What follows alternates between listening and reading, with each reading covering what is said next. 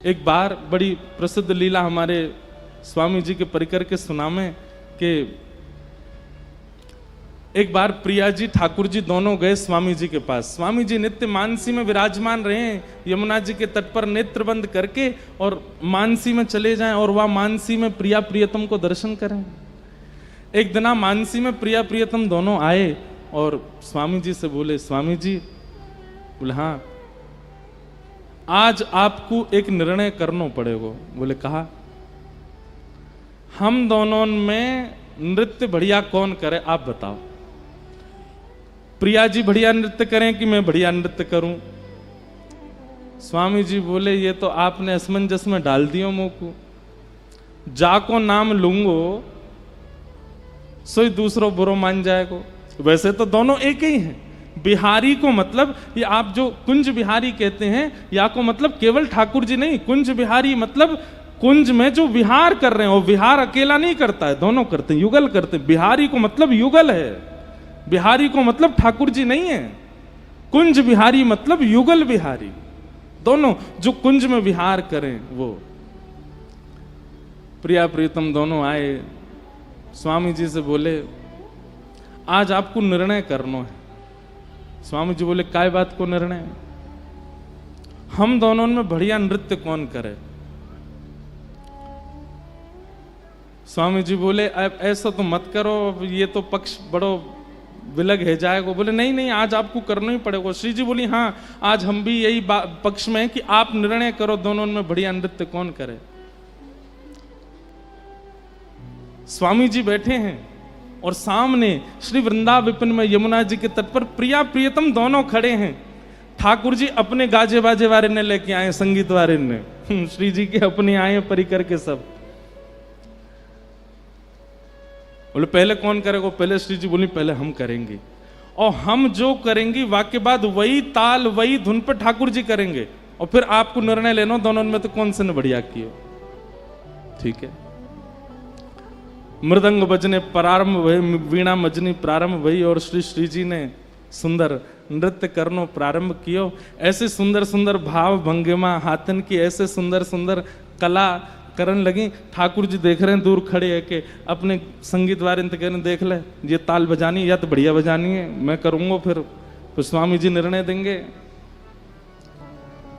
श्री जी ने ऐसा नृत्य कियो कि सब रीझ गए। स्वामी जी के तो नेत्र सजल है गए। श्री जी विराज गए, स्वामी जी करताल बजाने लगे, जय हो प्यारी जी को जय हो, आहा कैसा सुंदर नृत्य कियो। ठाकुर जी फेंटा कस गया, अब मेरी बारी है, मेरो देखो, ये देखो आचार्य उनको कैसो सुख दियो है ठाकुर जी ने, अब मेरो देखो। बोले हाँ अब आप करो। ठाकुर जी नृत्य करने लगे। ठाकुर जी ने ऐसा नृत्य किया, घूम घूम करके महाराज जो पीताम्बरी पहने ऐसी खुल जाए ठाकुर जी की। मुकुट जब घूमे ठाकुर जी द्रुत गति में तो ऐसा लगे मानो जैसे मोर ने अपने पिच्छ खोल लिए हों और सबरे मोर पंख खोल करके नृत्य कर रहे हो। ठाकुर जी के जो हाथन में पावन में जो कड़ूला हैं उनमें से धीमी धीमी आवाज आ रही है। ऐसा सुंदर नृत्य कर रहे हैं, देख करके किशोरी जी ही रीझ रही हैं। आहा कितने प्यारे लग रहे हैं, कितने सुंदर लग रहे हैं। जैसे ही ठाकुर जी ने अपना नृत्य विश्राम किया, स्वामी जी बोल पाए, बोले श्री जी या बार तो माननी पड़ेगी ठाकुर जी ने बढ़िया नृत्य किया, या बार तो आप विजयी भाई, आपको नृत्य बढ़िया है। प्रिया जी बोली सही है हमने मान ली इनको नृत्य बढ़िया, लेकिन अब की एक बार में निर्णय ना होवे, अब की बार होएगा। दूसरी बार प्रिया जी आई, ठाकुर जी तो बोली अब सुनो अब पामन से नृत्य नहीं होएगा, केवल हाथन से होएगा। खड़े रहना केवल हाथ ही चलाने और फिर देखियो कौन बढ़िया करे। फिर से सब साज प्रकट भय। श्री जी ने जैसे नृत्य करना प्रारंभ किया, ऐसी सुंदर सुंदर भंगिमा बना में हाथन सो ही ऐसा स्वरूप बना दियो महाराज। ऐसी ऐसी मतलब अब जो नृत्य करें वो जाने कैसो कैसो भाव बना में। ठाकुर जी देख करके समझ गए भैया जे बारो तो हमने सीखो ही नहीं। अच्छा गुरु जी तो प्रिया जी हैं, गुरु जी तो श्री जी हैं, नृत्य तो उन्हें सिखाया हुआ है। तो गुरु जी तो कभी कभी ऐसी तान छेड़ दें, ऐसे ऐसे भाव लिया में जो शिष्य को सिखाया ही नहीं है। ठाकुर जी मानो मनी मन करें जेवारो तो ना सिखायो मुझे, बोला अब करो।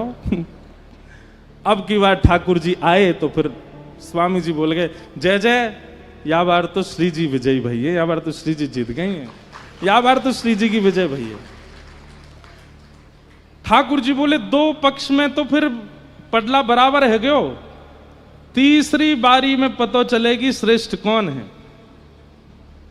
और श्री जी, दोनों बार में आपने पहले नृत्य किया, अब की बार मैं पहले करूंगा, आप बाकी बात जो मैं करके दूं, जो मैं परोसूं वाकू आप करियो। फिर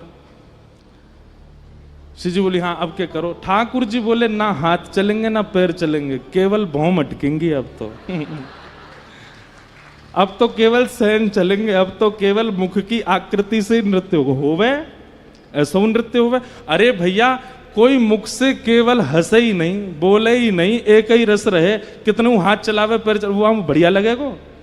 मुख की आकृति यदि सुंदर नहीं बनी हो, हाथ पैर खूब चल रहे हो, तो रस नहीं आवेगा। और मुख के भाव भंगिमा को करवे में तो हमारे लाल जी सबते आगे। किशोरी जी बोली, ऐसो लेके आए हैं जामे मैं इन्हें हरा ही नहीं सकूं, क्योंकि भैया इनकी मुखाकृति, इनके सैनन पे, इनके नेत्रन पे कौन वारी नहीं जावे। मृदंग बज रही है, कांसे बज रहे हैं, बीणा बज रही है, और ठाकुर जी हिल नहीं रहे, केवल अपनी भौं मटका रहे हैं, अपने नेत्र चला रहे हैं, अपने गालन को ऊपर नीचे कर रहे हैं, और ऐसे ऐसे सुंदर सुंदर भाव बनामे। भैया स्वामी जी की तो कहा कहें, दूर बैठी बैठी हमारी श्री जी ही मोहित है गई। बोले, आहा लाल जी तो आज बड़े प्यारे लग रहे हैं, कैसे कैसे वारी जाऊं। अंत में ऐसी स्थिति है गई कि श्री जी स्वयं को रोक नहीं पाई और उठ करके आ गई, और श्री श्याम सुंदर के हाथ पकड़ करके दोनों रास करने लगे, दोनों उनको रास विहार प्रारंभ है गया। स्वामी जी देख करके आनंदित है रहे, रास करते करते द्रुत गति में करते करते करते करते जैसे नेक थके, दोनों जाकर के स्वामी जी की गोद में ही विराजमान है गए, और विराजमान है करके बोले, अब बताओ स्वामी जी कौन ने अच्छो रास किए। तो स्वामी जी बोले, अब कहा करूं। तो भुजा तो धर दी ठाकुर जी के ऊपर और मुख कर लियो किशोरी जी के ऊपर। मतलब एक अंग से तो ठाकुर जी को विजयी बता रहे हैं और मुखाकृति से श्री जी को देख रहे हैं। आपने ही सबसे बढ़िया किया, और यहाँ पे ठाकुर जी ऐसे इशारा कर रहे हैं, उन्हें नहीं आपने किया।